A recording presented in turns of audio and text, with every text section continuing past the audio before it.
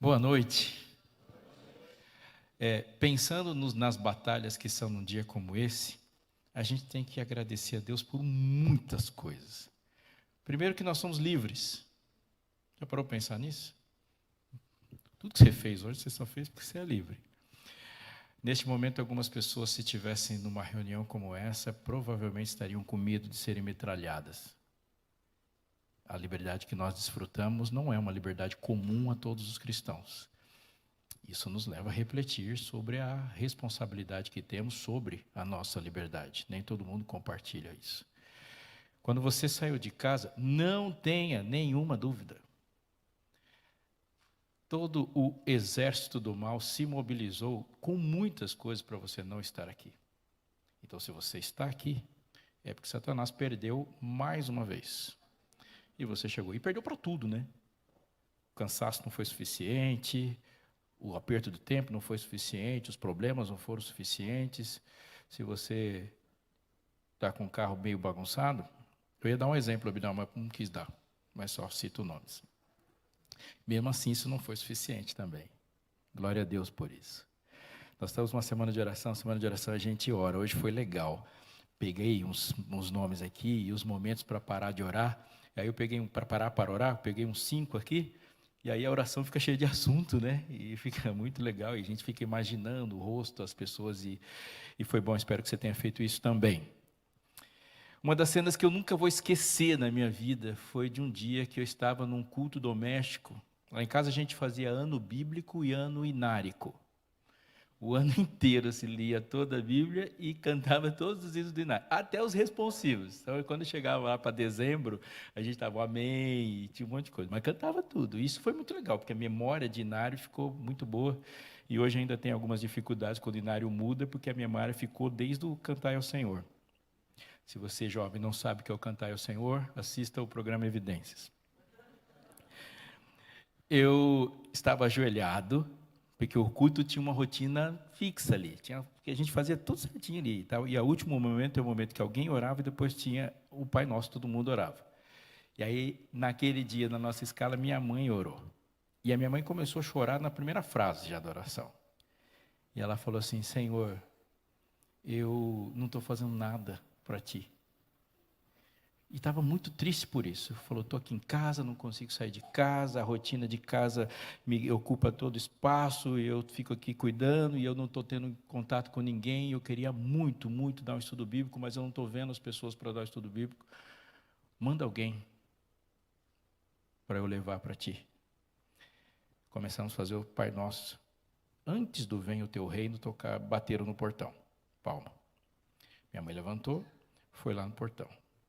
Nosso vizinho chegou e falou, Dona Sila, a senhora conhece Bíblia? Conheço. A senhora poderia me ensinar? Eu queria estudar a Bíblia com alguém. E ela falou, sim, entra aí. O que me impressionou foi tipo, normal, acabei de orar, o que se espera é uma resposta, né? Não tem nem que ficar surpreso.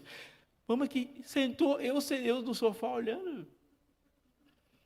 Aí ele chegou, estudou a Bíblia, e ele se batizou no final do estudo, junto com a esposa, que depois trouxe a sobrinha, que depois trouxe a filha, e o namorado da filha, e a família do namorado da filha. E eles são uma igreja hoje lá em Tatuí.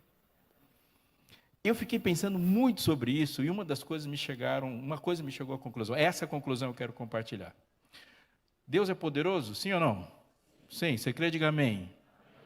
Mas quando as nossas orações ainda insistem em que Ele faça coisas por nós, essa amizade ainda precisa crescer. Porque uma amizade é quando alguém chega para você, uma história de amor é quando alguém chega para você e fala, eu te amo, e o que você responde? Que da hora? Não, eu te amo, o que você responde? Eu também. Senão essa história é sádica, ela é um relacionamento tóxico. A gente pede muito coisas para Deus, mas a gente tem que colocar nas orações o que nós gostaríamos de fazer por Ele. E isso é real. Peça, por exemplo, para se apaixonar pela Bíblia. Eu quero hoje falar disso também, com textos. Vamos, só para fazer um estudo bíblico aqui? Bora? Sim, vai ser bem estudo bíblico mesmo. E se alguma coisa ficar confusa, você levanta a mão e pergunta, tá bom? Vá para Mateus capítulo 3. E enquanto você farfalha aí sua Bíblia e vai para Mateus, eu preciso te dar um aviso. Se eu fosse apostar, eu apostaria que se você não compreende, não domina esse assunto, e esse assunto não está sentado na sua mente, a probabilidade de você não entender nenhum outro é enorme. Enorme. Ele é central. Central para você que tem 8 anos, central para você que tem 20, central para você que tem 80. Mateus, capítulo 3. Achou? Sim? Olha o que está escrito lá no finalzinho, versículo 13, e o texto que está falando sobre o batismo de Jesus, ele fala assim, ó, por este tempo, Jesus foi da Galileia para o Rio Jordão, a fim de que João o batizasse. João, porém, quis convencê-lo a mudar de ideia, dizendo, eu que preciso ser batizado por você, e você que vem a mim? Mas Jesus respondeu, deixe por enquanto, porque assim nos convém, que palavra que está escrita na sua Bíblia? Cumprir toda a justiça. Nenhum evangelho cita a palavra cumprir mais que Mateus. Nenhum livro da Bíblia fala cumprir mais que Mateus. Mateus usa a palavra cumprir e distribui ela no livro por mais de 30 vezes, e cumprir lá tem um significado específico. Ele tem a ver com a justiça de Deus que salva o pecador substituindo-o, mas ele também está conectado à validação que Deus faz das suas próprias promessas. É Mateus que diz, não penseis que vim abrogar a lei. Não vim abrogar, vim para cumprir, ou seja, ela faz sentido em mim. E ele confirma as promessas todas e a orientação dele toda. Quando ele fala, assim vos convém cumprir toda a justiça, ele está normalizando ou normatizando o batismo. Ele está validando o batismo e está dizendo que ele também é o substituto de quem não se batizou. Sem ser por escolha dele. Me fiz compreender? Aquele que se salvou, aquele que aceitou a Cristo e sem poder foi batizado, essa justiça se cumpre no batismo de Cristo, que é o nosso substituto em tudo. Me fiz compreender? Sim ou não? Sim ou não? Então, ele concordou. Depois de ser batizado, aqui está o centro do nosso texto, que a gente vai falar essa noite. Depois de ser batizado, Jesus logo saiu da água, e eis que os céus se abriram, e ele viu o Espírito de Deus descendo como pomba, vindo sobre ele. E eis que uma voz do céu dizia, este é meu filho amado, em quem me agrado. A gente pegou essa pomba e fez um monte de coisa com essa pomba aí, né? E a pomba está em tudo quanto é lugar. E tem a pombinha. O foco não é a pomba. Não é o Espírito Santo ter incorporado uma pomba. É descer como pomba desce, senão a gente muda o texto todo. Por quê? Se você passou por Gênesis, aqui Mateus está fazendo assim, ó, lembra de Gênesis? Porque Gênesis começa assim, ó, no princípio criou Deus os céus, a terra porém era sem forma e vazia, e o que diz depois? Pairava sobre as águas. Quando Jesus estava na água, o que aconteceu? A mesma coisa, é um ato de criar e o ato de recriar. O processo de fazer alguma coisa e de criar envolve o pairar do Espírito sobre o que vai ser agora nova criatura, nova criação. E você vai notar que o processo que Deus desenhou em Gênesis para que a terra nascesse é a mesma sobre você. Porque qual é a definição da terra em Gênesis? A terra, porém, era o quê? Sem forma. E que mais? Vazia. Vai prestando atenção. O que Deus criou no primeiro dia? Repete. Se você não falar, você dorme. Deus criou no primeiro dia? A luz. A luz não existia antes do primeiro dia da criação? Não, Deus é luz e Deus é eterno. A luz já existia. O universo estava tudo no escuro, fizeram tudo tateando na eternidade passada? Claro que não. O foco não é criar a luz. O foco é separar luz e trevas. Porque a terra era sem forma. O processo de separação dá forma. Por exemplo, o que ele criou no segundo dia? O firmamento, não é? que é firmamento? Firmamento não faz alguma coisa surgir, como de fato não surgiu nada no segundo dia. Ele separou águas de águas e criar o firmamento. Firmamento é um horizonte. O horizonte é uma linha que separa céu da terra. Portanto, conforme Deus vai separando, as coisas que não têm forma vão ficando com forma. A palavra lá, sem forma e vazia, o hebraico novo, tovo, em outros livros, como por exemplo em Samuel, está escrito sem propósito. Em outros momentos, sem forma e vazia, está traduzido como coisas vãs. Quando ele descreve a terra como sem forma e vazia, ele está descrevendo a terra. Deus ainda não tinha comunicado o propósito para ela. Essa é a grande definição. E Deus vai confirmando conforme ele vai separando. Depois que ele, até o começo da semana, do começo da semana para frente, ele separa tudo que tem que separar, aí ele começa a encher. Então, aquele céu que agora está separado da terra é enchido, é preenchido por astros, é preenchido por aves. Aquela terra que está separada do mar, ele enche o mar de criaturas aquáticas e enche a terra de relva, enche a terra de animais. Os últimos dias da criação é todo encher e os primeiros dias é todo separar, porque ele primeiro luta e vence o que é sem forma, e depois o processo de criador, ele luta e vence o que é vazio. Estamos juntos? Aí ele vai fazer o homem. O homem foi feito do quê? Pó da terra, portanto há pó, mas não há homem, porque pó e o formato do homem está tudo junto. Deus junta um pedaço de barro ali e faz o quê? Separa e dá forma. Mas quando o boneco de barro está pronto, ele ainda é vazio. E Deus fez o quê? Soprou. Conclusões. Ser cheio do Espírito de Deus é uma definição na criação do ser humano. Não é algo que pode se adquirir e que pode-se também viver sem isso. A definição, o processo de criar, encheu o homem do Espírito. Deus tirou algo de dentro dele para que você fosse cheio. Portanto, o Adão foi cheio de algo que vinha de fora dele e que saiu de dentro de Jesus. Portanto, a relação que ele tem com Jesus é por dentro e por fora. Ele é por fora a imagem e por dentro ele é o Espírito. Espírito não é uma dimensão de Adão, é a constituição de Adão. Agora, olha como isso aplica na Bíblia toda. O que significa a palavra santo? Separado. Vamos lá. Qual foi, se a gente for fazer uma CPI do dilúvio, onde a gente acha aí o problema que você pode olhar e falar assim, aqui que a treta começa. E a Bíblia fala, como é que o dilúvio, onde foi a Gênese, a sementinha do mal no dilúvio? Ajuda eu aí. Ajuda eu, Teru. O texto diz assim, quando os filhos de Deus, não é isso que diz o texto? Viram que as filhas dos homens, sempre começa com alguém olhando uma mulher bonita, é impressionante, tem isso o tempo todo. Quando os filhos de Deus viram que as filhas dos homens eram mais formosas, eles se juntaram. Deus criou separando. E a destruição começa com uma junção. E eles se juntaram. E depois que eles se juntaram, o mal domina. E aí, qual foi o dilúvio? Lembra aquela água que ele mandou tudo para cima na criação? Agora ele manda tudo para baixo.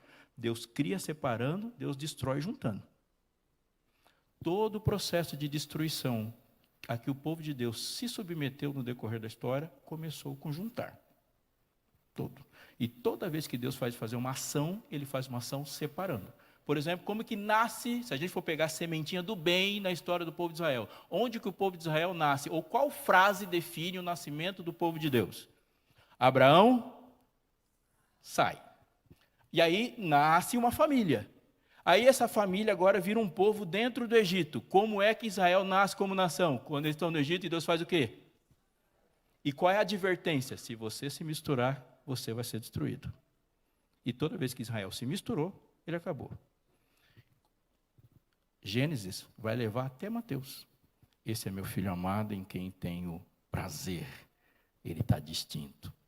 Separado de, separado para. Entende?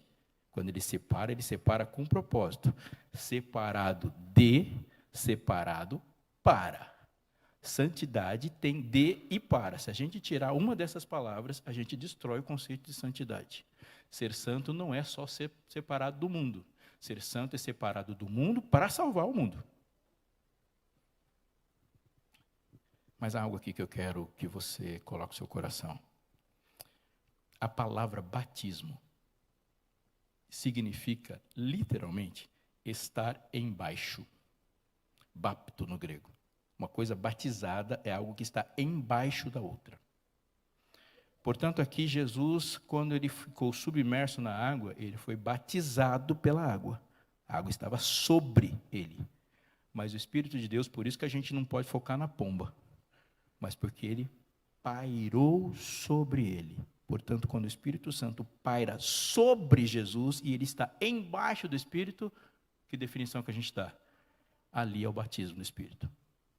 Batismo do Espírito não se dissocia de batismo de outras partes. Batismo é sempre estar embaixo.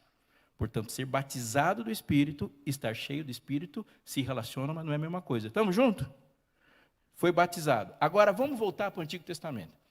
Quando Paulo comenta o Antigo Testamento, ele fala assim, mas vocês não sabem que o povo de Deus foi batizado no Mar Vermelho e todos eles, ele diz lá em Coríntios, foram batizados pela nuvem? Olha aqui para mim, qual era a função da nuvem no Êxodo? Era o êxodo do povo de Israel. Portanto, eles só iam onde a nuvem ia. E estar batizado pela nuvem significa Israel não define sua trajetória, não define seu destino, não define seu caminho. Ele vai onde a nuvem leva. E se a nuvem levar para um lugar que tem pedra e não tem água? Tudo certo. É melhor você ir para um lugar que tem pedra e não tem água, porque a nuvem te levou, do que você levar ir para um rio cheio de água que não foi a nuvem que te levou. Isso é ser guiado. Olha o que acontece no capítulo 4 de Mateus, assim que começa o capítulo 4. A seguir, está comigo? Jesus foi levado pelo Espírito ao deserto para ser tentado. Isso aqui é descrição do que aconteceu com Jesus no momento do batismo e também descreve o que o batismo gerou. Porque agora o Espírito está sobre ele e vai fazer a mesma coisa que a nuvem fazia. Ela leva. O Espírito levou Jesus. Vamos lá para uma conclusão importante. O batismo do Espírito não é só a capacidade de dar ordens. O batismo do Espírito é a capacidade de receber ordens. Batismo do Espírito é submissão. Isso é ser batizado. Quando você fala, Senhor, eu quero ser batizado pelo Espírito, está querendo dizer, Senhor, me dá capacidade de obedecer. Vou te fazer uma pergunta muito séria. O que o Evangelho exige de você? Uma palavra. O Evangelho exige rendição. Vou repetir. O que o Evangelho exige de você é rendição. Mas o Evangelho não exige obediência? Não. Obediência é o que o Evangelho produz. Está me entendendo? Você se rende e você se rende dizendo para Deus, eu sou incapaz de te obedecer. Ninguém obedece para receber o Espírito. Você recebe o Espírito e se torna obediente. Você crê? Diga amém. A obediência é resultado do batismo do Espírito e não um processo para recebê-lo. Israel está sob o Espírito e o Espírito conduz a caminhada e essa caminhada desenvolve Israel. Isso é tremendamente importante porque nós vamos chegar a uma outra coisa aqui que também é real. Quando Paulo fala em 1 Coríntios capítulo 9, capítulo 1, vai lá comigo.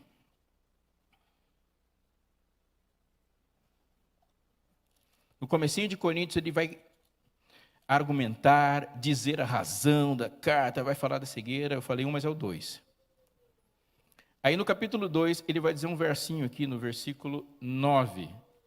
É um dos versos que a gente também adora tirar do contexto. Mas o contexto é legal, viu, gente? Eu garanto. No verso 9 diz assim, mas como está escrito? O que está escrito aí? Nossa, que desânimo. Vou ler então. Nem olhos viram, nem ouvidos ouviram, nem jamais penetrou em coração humano que Deus tem preparado para aqueles que o amam. Calma aí, o texto não está falando de céu, não.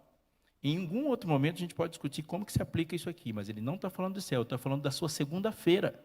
Porque ele está dizendo que as coisas de Deus são incapazes, nós somos incapazes de perceber a realidade maior do que nós. As coisas de Deus nós não imaginamos, nós não ouvimos, nós não vemos, nós não deduzimos. Tudo o que você sabe, do que você precisa saber da sua caminhada, da sua salvação, sobre Deus e sobre o mundo que está ao nosso redor, foi revelado. Ou Deus conta, ou você não sabe. Olha o que Deus está dizendo aqui, olha o que Paulo está dizendo aqui. Ó. A gente não vai conversar com o mundo com a sabedoria do mundo, porque a sabedoria do mundo é uma apropriação indevida da palavra. O mundo não é sábio. E aí ele fala, se fosse, eles tinham percebido alguma coisa. Mas não é, quando a gente vai para cima, a gente vai para cima com a sabedoria que vem de Deus. Olha o que ele fala no versículo 7. Pelo contrário, transmitimos a sabedoria de Deus em mistério, a sabedoria que estava oculta e que Deus predeterminou desde a eternidade para a nossa glória. Uau! Nenhum dos poderosos desse mundo conheceu essa sabedoria. Porque se a tivesse conhecido, não teriam crucificado o Senhor da glória. Mas como está escrito, o texto que a gente leu, e ele conclui. Deus, porém, revelou isso a nós por meio do Espírito, porque o Espírito sonda todas as coisas, até mesmo as profundezas de Deus. Pois quem conhece as coisas do ser humano, a não ser o próprio espírito humano que nele está? Aqui a gente tem que pausar. Olha para mim. Quando Paulo fala o espírito humano que nele está, ele está se referindo ao seu raciocínio, a sua mentalidade. Quem conhece você? Você é definido pelo quê? Pela sua mentalidade. E aí ele está dizendo que a mentalidade de Deus é revelada pelo Espírito Santo. Olha o texto, vou ler de novo. Quem conhece as coisas do ser humano, a não ser o seu próprio espírito humano que nele está? Assim, ninguém conhece as coisas de Deus, a não ser o Espírito de Deus. Nós, porém, não recebemos o espírito do mundo. O mundo tem espírito? Não, o mundo tem uma forma de pensar. A mentalidade do mundo. E sim, o Espírito. Está vendo que ele compara mente com uma pessoa, mente uma pessoa. O Espírito que vem de Deus, para que conheçamos o que por Deus nos foi dado gratuitamente. Uau! Ele deu de graça, mas você não pega. É isso que ele está falando.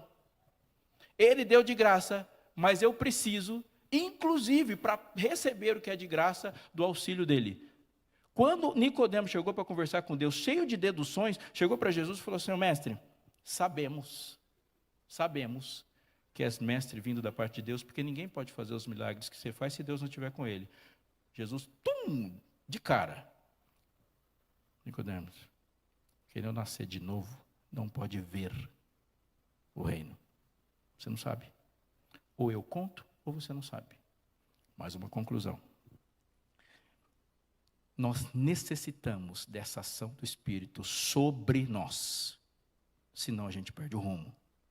Mas nós necessitamos da ação do Espírito sobre o nosso raciocínio, porque senão a gente não percebe nem o óbvio. Não existe coisas óbvias quando se trata da salvação. Não é óbvio. Se você fala assim, mas está claro. Não está claro, está revelado. Ele fala, Nicodemos, se o Espírito Santo não te conta, você não vê. E se ele não age sobre você, você não percebe.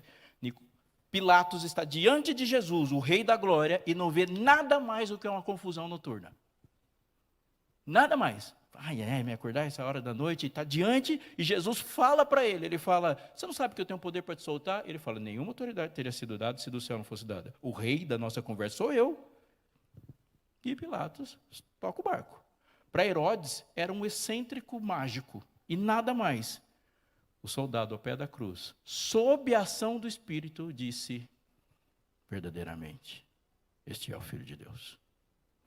Pedro, quando Jesus perguntou, Pedro, quem sou eu? Tu és o Cristo, o Filho do Deus vivo. Qual foi a resposta de Jesus? Essa resposta é tão boa, Pedro, tão boa, que é óbvio que não é sua. Não foi você que pensou, você não concluiu, você não deduziu, você não estudou. O Pai te revelou.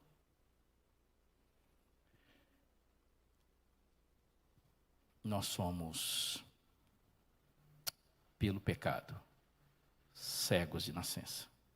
Queridos, a gente não consegue entender nada. Mas o texto está nos trazendo uma coisa profunda.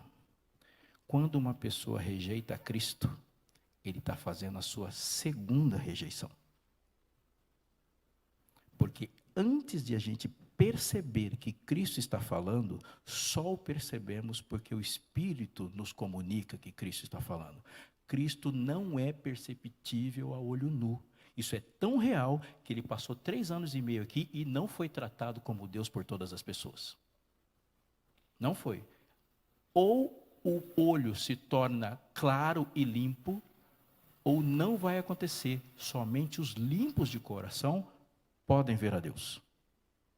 Isso significa também que hoje, em muitos momentos, você e eu recebemos uma porção enorme de convites do Espírito. Muitos convites. A sua relação e a sua resposta a Jesus, quando ele se apresenta diante de você, depende da aceitação do óculos do Espírito. Senão, Cristo fala e nem sequer ele é reconhecido. Cristo não é visto a olho nu. Eu vou procurar Cristo. Jamais um ser humano procura Cristo. Todo ser humano é procurado por Cristo. Eu vou buscar o Senhor. Isso nunca aconteceu. Você nunca buscou o Senhor. Você só respondeu à busca dele. Então quer dizer que eu sou um fracassado, eu não consigo fazer nada? Bingo, exatamente. É isso aí. Para que ninguém se glorie. A graça esmaga o orgulho, porque quando Deus fala que somos salvos pela graça, ele está confirmando que a gente não é capaz de nada. Aí fica a vanglória ao chão. Há desdobramentos disso? Sim. A justiça faz justos. Um perdoado lida com perdão. Aquele que se viu derrotado, completamente derrotado, sabe o que é conversar com outro derrotado. Nós colocamos a supremacia, a superioridade de tudo, de Cristo sobre absolutamente tudo, e absolutamente tudo diz respeito a eu e você. Não rola. Sem Cristo não rola. Mas sem o Espírito Santo, a gente não chega até Cristo. Vou retomar do começo. Quem te levou até Cristo foi o Espírito. A gente diz assim, mas uma pessoa ela aceitou Jesus, só não aceitou o batismo. Não. Ela não. A Bíblia está dizendo que é o contrário.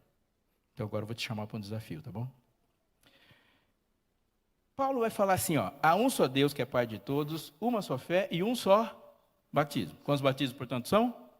Aí Jesus, conversando com Nicodemos, fala assim, quem não nascer da água e do Espírito não pode ver o reino de Deus. Quanto batismo ele está falando lá? 2. Ué. Se a gente for sacudir, então, qual é o batismo que importa? O principal, o verdadeiro. O do Espírito.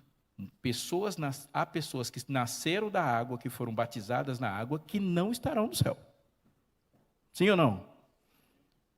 Mas as pessoas nascidas e batizadas do Espírito estarão.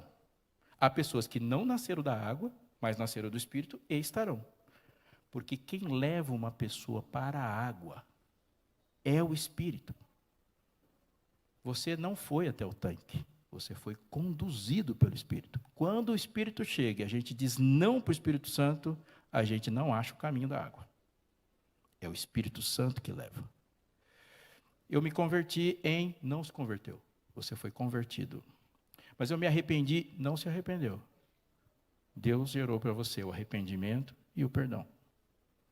Mas eu me batizei. Não, você foi batizado. Ninguém se batiza. Todas as pessoas batizadas foram batizadas por alguém. Mas eu vou para o céu. Não vai também, você vai ser buscado e levado. Mas eu sou firme na fé. Não é, não. Você não segura nas mãos de Deus. É Deus que segura nas suas. Então o que eu faço? Eu não sou capaz de fazer nada? Mais uma vez você acertou. Não é. Onde fica a jactância? De todo derrotada. Mas eu quero dar uma afundada no processo, tá bom? Vamos junto? Vamos para Romanos? Eu quero conversar com você sobre 2 assuntos que estão na moda, mas eles estão meio perigosos. Romanos 8.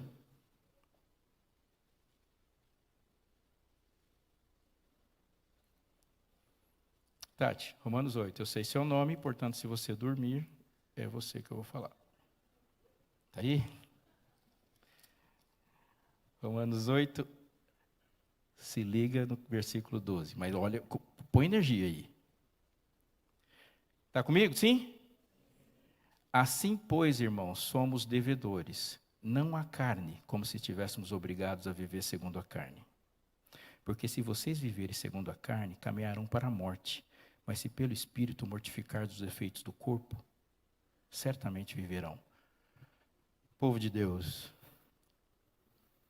a fé verdadeira e bíblica não divide as coisas entre espirituais e materiais.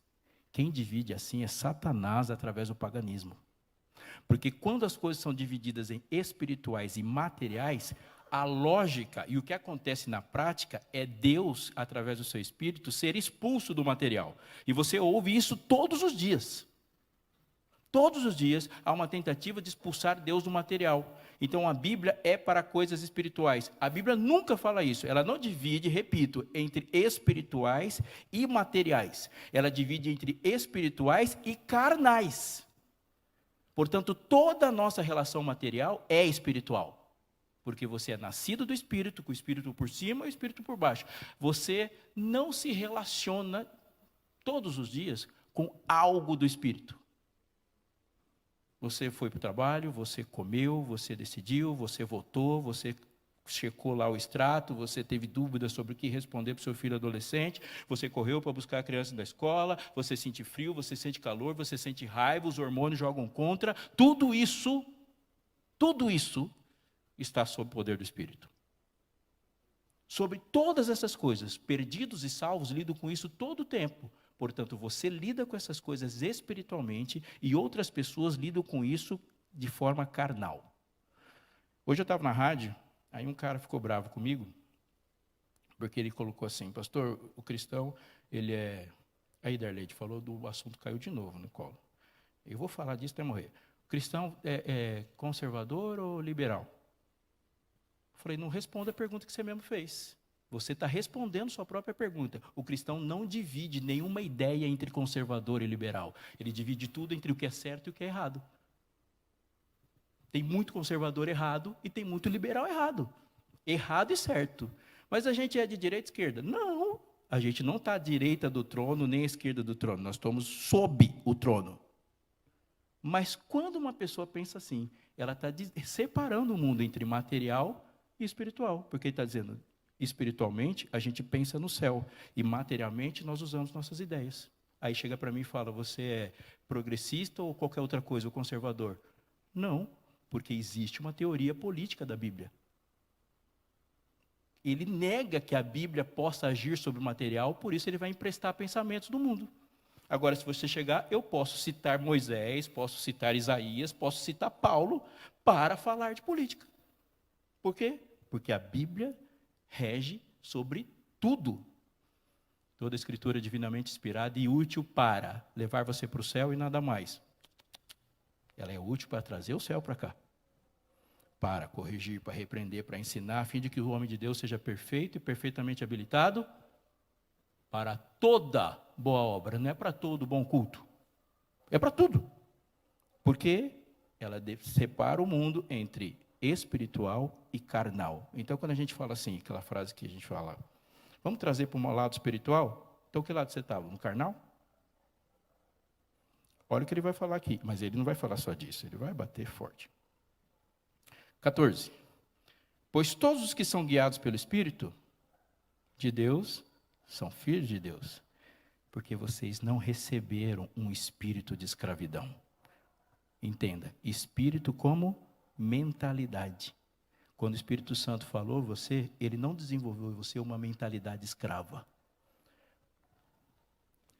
Vocês não receberam uma mentalidade de escravidão para viverem outra vez atemorizados, mas receberam o espírito de adoção, por meio do qual chamamos Abba, Pai.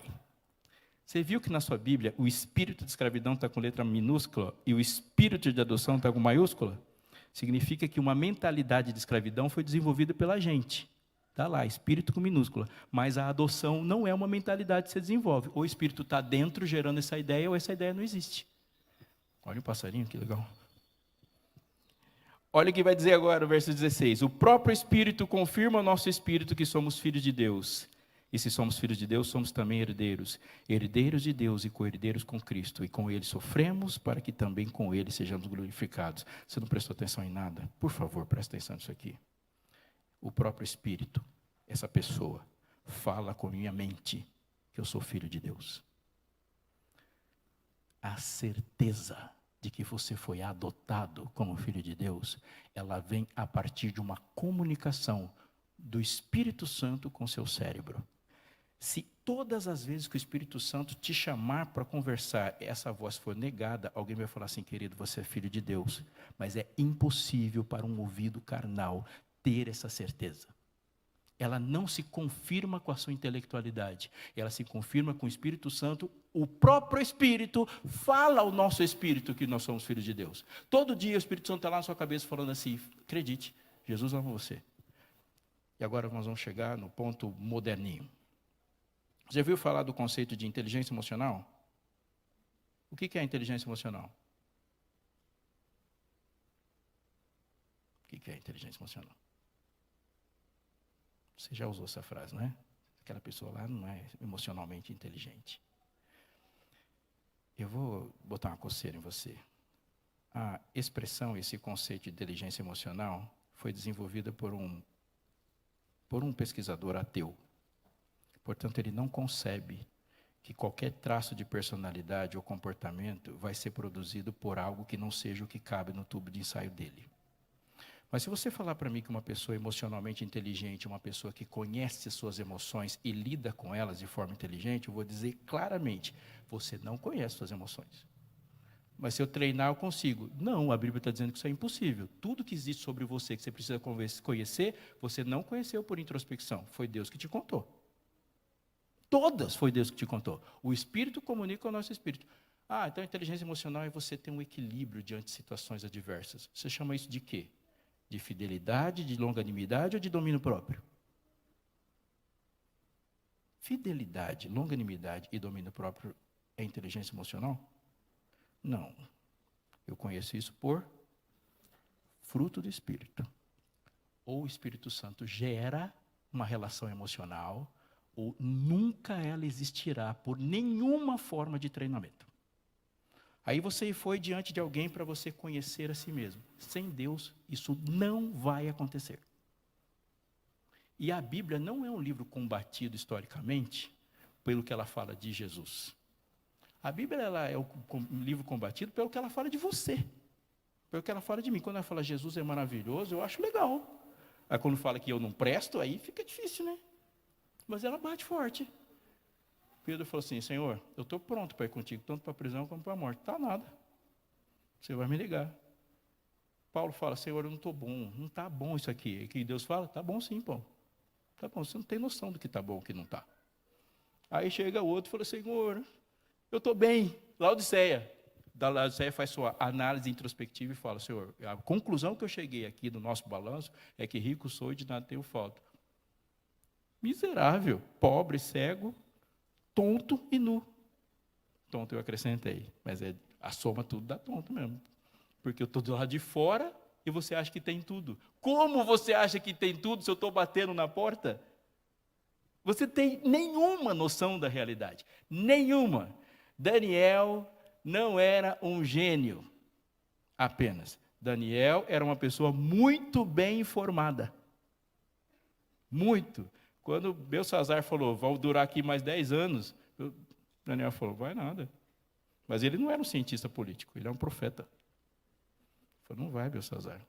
Pesado fosse na balança e achado em falta. Acabou para você. É isso que está escrito na parede. Ele era bem informado. Bem informado. Naquele dia, eu, Daniel, entendi pelos livros que os anos que haviam de durar a assolação de Jerusalém eram 70 anos. Ele não é um cientista, repito. Vai para Efésios, queridos, e eu vou para o fim também. E aqui é a parte que eu quero falar com você com o maior carinho. Eu queria que você fosse carinhoso também. Efésios capítulo 3, para mim, é um dos versículos que mais me emocionam na Bíblia. Mas ele soluciona meu problema. E o seu. E de algumas pessoas que hoje estão sofrendo pela própria tristeza e falta de aceitação. Eu vou ler. Peço que Jesus te acompanhe. Por essa razão, eu, Paulo, me ponho de joelhos diante do Pai, de quem toda a família nos céus e na terra recebe o nome. Eu peço a Deus que, segundo a riqueza da sua glória, conceda a vocês que sejam fortalecidos com poder. Mas ele não fala de treinamento. Ele fala mediante o seu espírito. No íntimo de cada um. O Espírito de Deus tem que estar onde, gente? No íntimo. É batismo, guia pelo lado de fora, e mentalidade pelo lado de dentro. No íntimo de vocês. E assim, pela fé, que Cristo habite no coração de vocês, estando vocês enraizados e alicerçados em amor. Isto para que, com todos os santos, todo mundo junto, vocês possam compreender qual é a largura, o comprimento, a altura e a profundidade. Opa, Paulo está me desafiando aqui, porque eu passei a vida inteira na igreja falando que o amor de Deus não se compreende. Aí ele fala, estou orando para que você compreenda. Mas a gente não chama? Impressionante, infinito, ousado amor, incompreensível, o amor de Deus não se compreende. A gente fala isso direto, aí ele fala assim, estou orando para que você compreenda.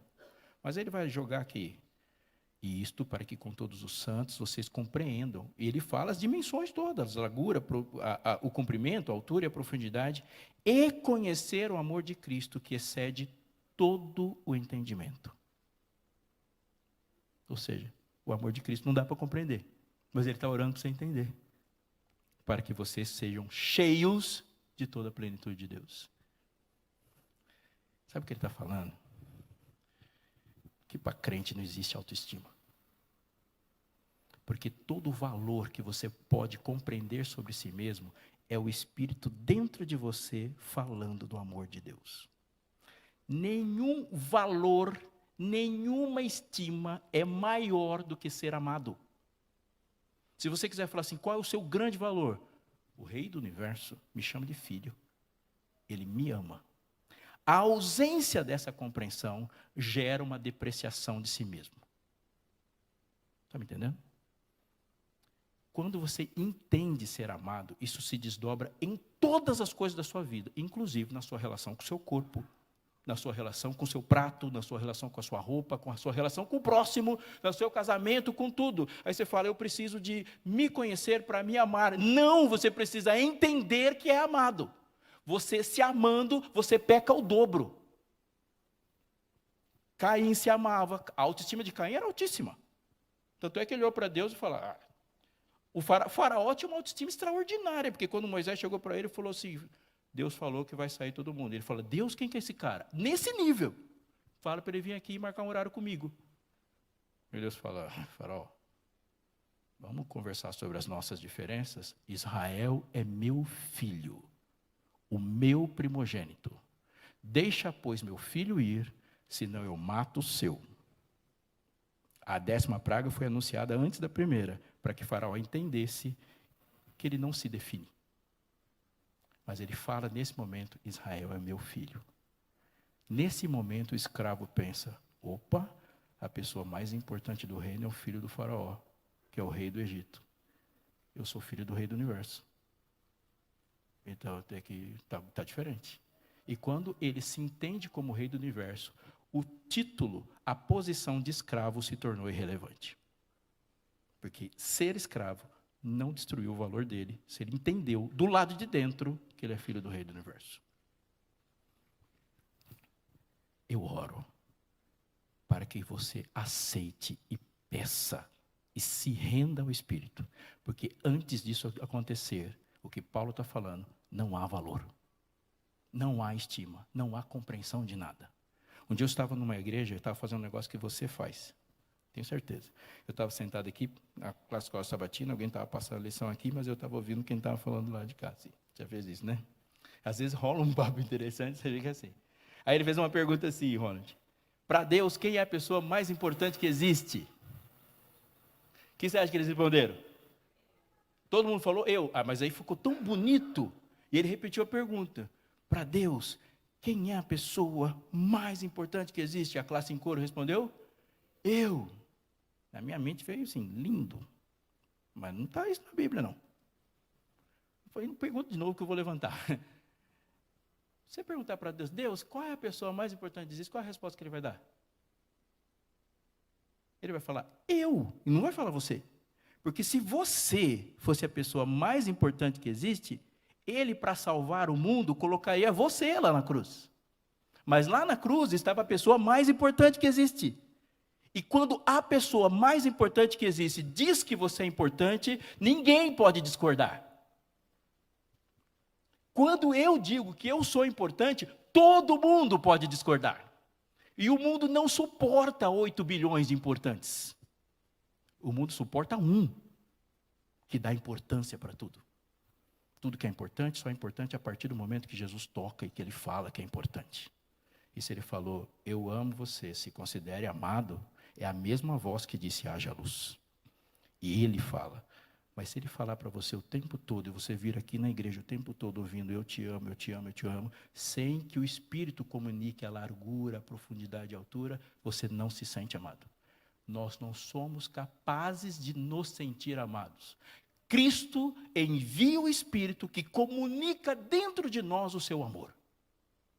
O Espírito Santo é o centro de todas as nossas relações.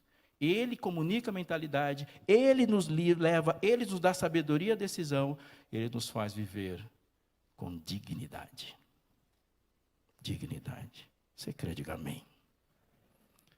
Eu quero, por último, te chamar uma coisa muito importante. Capítulo 4 de Efésios, você está aí? Sim? Verso 11. E ele mesmo concedeu uns para apóstolos, está fazendo a lista aí? Uns para apóstolos, outros para profetas, outros para evangelistas, e outros para pastores e mestres, com vistas ao aperfeiçoamento dos santos, para o desempenho do seu serviço, para a edificação do corpo de Cristo, até que todos cheguemos à unidade da fé e do pleno conhecimento do Filho de Deus, ao estado de pessoa madura, à medida da estatura da plenitude de Cristo. Qual que é o alvo de desenvolvimento? Qual é o alvo do seu desenvolvimento? Cristo, ele é o alvo. É igual caminhar para o sol isso aí. Você já viu numa estrada assim, você quando era criança ficava olhando para o sol e a lua e a gente está chegando e nunca chega perto? Você nunca vai diminuir a distância entre você e o sol, mas vai sempre aumentar a distância entre você e o que você era. Cristo é o caminhar para o sol. A medida da estatura de Cristo. Mas presta atenção num detalhe. Ele não falou assim, Deus deu todos os dons para isso. Ele escolheu 4. Olha aí. E ele mesmo estabeleceu 4 pessoas. 4 dons, 4 funções. Olha lá. Primeiro ele faz da lista. Quem está aí na sua lista? Verso 11. Apóstolos e depois? Profetas e depois? Evangelistas e depois? O que essas 4 pessoas têm em comum? O que essas 4 pessoas têm em comum? A palavra. Quem escreveu os textos do Antigo Testamento? Os profetas. Quem escreveram todos os textos do Novo? Com exceção de alguns, mas os que escreveram do Novo pegaram informação desses aí. Os apóstolos. Quem trouxe o texto para você? O evangelista. E quem explica o texto para você? Você resume tudo, ele falou, e ele mesmo te deu a Bíblia para que você desenvolva espiritualmente. Quando o Espírito Santo fala, eu vou habitar seu coração, ele fala assim, tá, eu vou habitar seu coração e a gente vai se relacionar. Você fala e eu falo. Aí então eu vou lá para o mato para você falar. Ele falou, não é para o mato, é para o quarto. Abra a Bíblia. Senhor, eu estou precisando ficar uma noite inteira acordado orando. Não, se você ler na Bíblia, você vai perceber que você tem que ficar mais dormindo, porque senão você não me entende. Não invente a sua forma de comunicar com o Espírito, deixa ele falar. Senhor, eu vou essa semana fazer jejum para me tornar obediente. Não, você se torna obediente para conseguir fazer suas promessas. Senhor, se renda e deixe que Ele diga tudo. Senhor, eu me sinto uma pessoa sem valor. O quê? Você foi feito à minha imagem. Quando você fala que você é sem valor, você está falando que eu também sou. E você está dizendo que eu sou incapaz de salvar meus projetos. Presta atenção nessas nossas falas. Arranharam meu carro esses dias. Fiquei louco de bravo. Não só pela propriedade, É ruim estacionar em algum lugar com o carro arranhado. Passa a impressão que você não cuida. Se o seu carro fosse um retrato de você e fosse o seu currículo, e você estacionou embaixo de uma árvore, passou uma pomba e fez aquela obra de arte lá, quanto tempo você levaria para limpar se a imagem de você é a mesma do carro? Você não limpa na hora?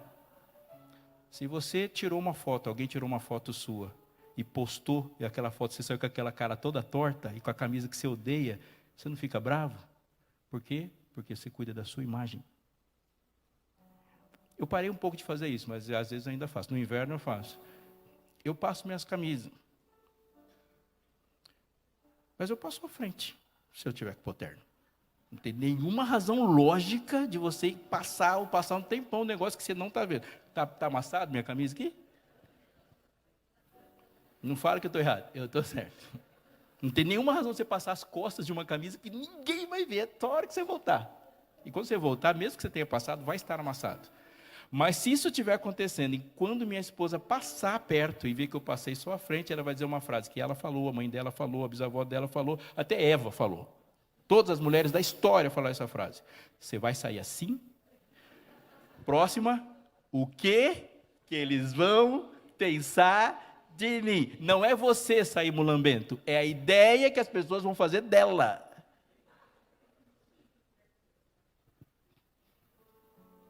Se você curte e leva a sério a sua imagem, é óbvio que Deus leva a sério a dele. Toda vez que algo estraga a imagem, ele vem e conserta. Salvação não é um projeto seu. Salvação não é um campeonato que Jesus abriu. Salvação não é uma coisa que você descobriu. E a transformação do seu caráter não foi uma coisa que você decidiu que acontecesse. Isso tudo é plano de Deus. E Deus nunca perde. Portanto, o que você tem que fazer é não resistir e continuar dizendo sim para Ele. Hoje Ele fala, você quer alcançar a plenitude de Cristo? Não tem outro jeito. Leia a Bíblia. Não gostar da palavra de Deus e não gostar de Deus é a mesma coisa. Leia. E quando você ouvir um sussurro, o Espírito Santo está falando assim, deixa eu entrar aí, porque você está lendo aí, Jesus te ama e eu também, isso não está fazendo nenhuma diferença na sua vida, você tem que ouvir isso de dentro. O próprio Espírito testifica aos nossos espíritos que somos filhos de Deus. Dizer não ao Espírito Santo vai te adoecer emocionalmente, certo como 10 mais 10 a 20. Nossa relação com o Espírito determina toda a nossa saúde. Toda. E hoje Ele fala, você é projeto meu, vim para te salvar, vim para te buscar, vou trazer o céu para cá, e o mundo vai conhecer-me por meio de você. Querido, eu quero que você pense numa coisa, e eu queria que você orasse junto comigo hoje. Já viu um céu estrelado? Sim, né? Por que a gente não vê estrela de dia? Claro, né? Porque está claro. Mas você sai lá fora, você olha assim, você olha as estrelas. Elas só estão aparecendo porque está escuro. Hoje, a nossa vida é assim. Ele te faz ponto de luz que brilha na escuridão. Mas esse não é o projeto. Porque a Bíblia fala que aí vem a brilhante estrela da manhã. A brilhante estrela da manhã é o sol. Quando o sol chega, ele não se destaca na escuridão. Quando o sol chega, ele destrói a escuridão.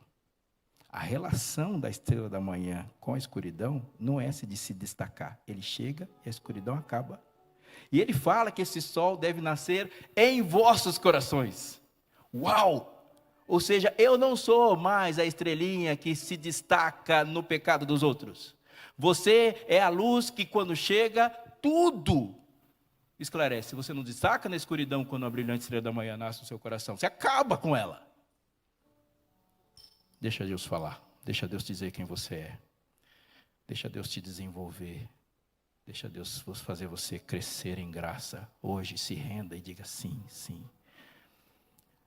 Eu queria que a Débora cantasse agora um hino que você conhece. A gente pensou exatamente nesse hino porque você conhece. E eu queria que você desse tchau aí para o paraíso da frase pronta. pensasse em cada palavra, e se você concorda e deseja, fale as mesmas coisas. Eu quero crescer em graça, crescer em poder. Eu quero ser guiado. Eu quero que Deus decida.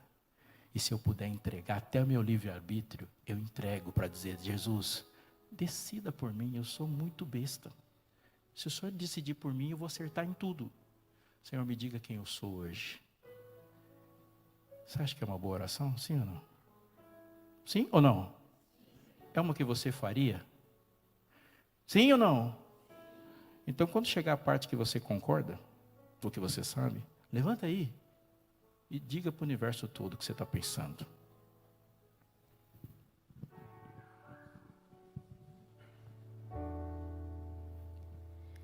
Eu entrego a Jesus meus caprichos pessoais,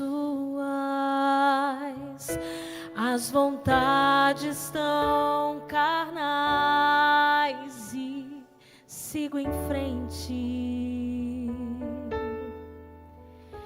Eu entrego a Jesus a impureza do meu ser. Quero mais do seu amor, quero viver em paz.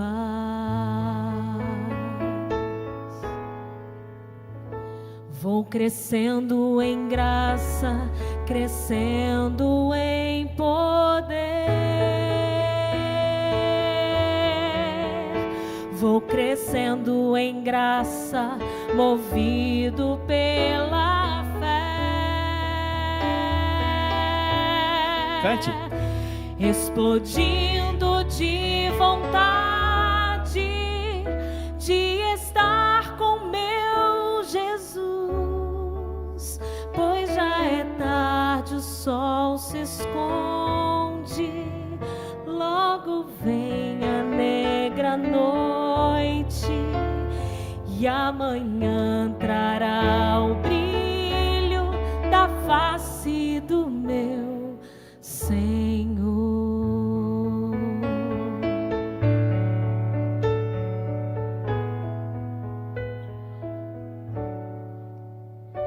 Eu entrego a Jesus toda mágoa que houver, para que eu possa perdoar meu semelhante. Eu entrego a Jesus preconceitos que formei. Quero um novo coração, quero viver feliz. Vou crescendo em graça, crescendo em poder. Vou crescendo em graça, movido pela fé. Explodindo de vontade de estar com meu Jesus, pois já é tarde, o sol se esconde, logo vem a negra noite e amanhã trará o brilho da face do meu Senhor.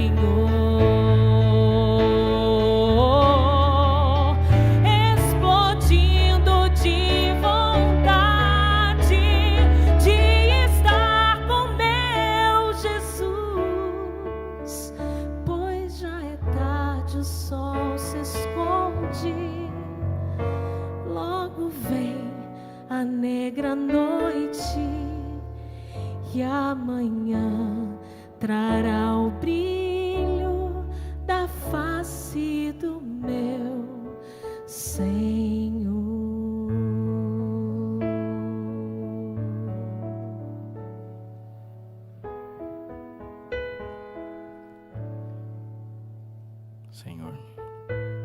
A gente quase explodiu de vontade agora. E te louvamos por isso. O Senhor produziu em nós uma vontade que a gente não tinha. Que graça extraordinária, que teu nome seja exaltado o tempo todo. Senhor, dá-nos confiança na graça, pelo mover do teu Santo Espírito. Dá-nos sujeição à palavra e fé de que ela é perfeita e que ela pode nos aperfeiçoar para tudo.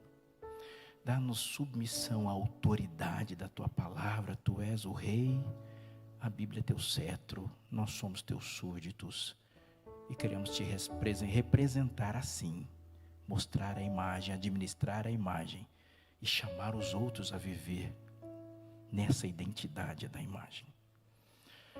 Senhor, o mundo tem ousado se colocar no nosso lugar e fazer as perguntas e dar as respostas. E às vezes a gente baixa a guarda e não percebe que a partir de conceitos, de pensamentos, de frases prontas, o mundo está respondendo as perguntas e a gente está achando que foi o Senhor e não foi.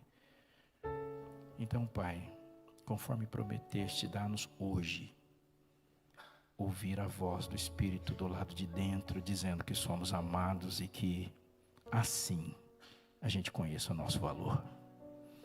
Que a gente olhe para a cruz pelo olhar do Espírito e lá entenda o que nós fomos e o que o Senhor vai fazer com que sejamos. Faz-nos, Senhor, pessoas que desenvolvam e demonstrem a personalidade de Cristo pelos frutos do Espírito. Faz com que entendamos, Senhor, e sejamos satisfeitos com a nossa relevância a partir dos dons que nos dás. Faz-nos um, mas que esse ser um seja a partir da tua voz. Da tua voz. Que um povo que se levanta, Senhor, se levante para representar, e se o Senhor hoje, mais uma vez, procura um lugar para ser o ponto da virada na história, para que definitivamente a história do pecado acabar. Aqui tem um monte de família em pé, dizendo para o Senhor, pode começar na minha casa, na minha vida, pode começar em mim, na minha esposa, no meu esposo, nos meus filhos, no meu trabalho. E se um dia alguém disser, quando foi? Que eles possam dizer no dia que eles se levantaram e disseram, Cristo me faz crescer em graça, eu aceito, me submeto ao Espírito. Não somos capazes de segurar nas tuas mãos, Cristo. Então segura nas nossas, porque essa é a certeza de que ninguém nos arrebatará das tuas mãos. E que vivamos para a tua glória. Em nome de Jesus. Amém.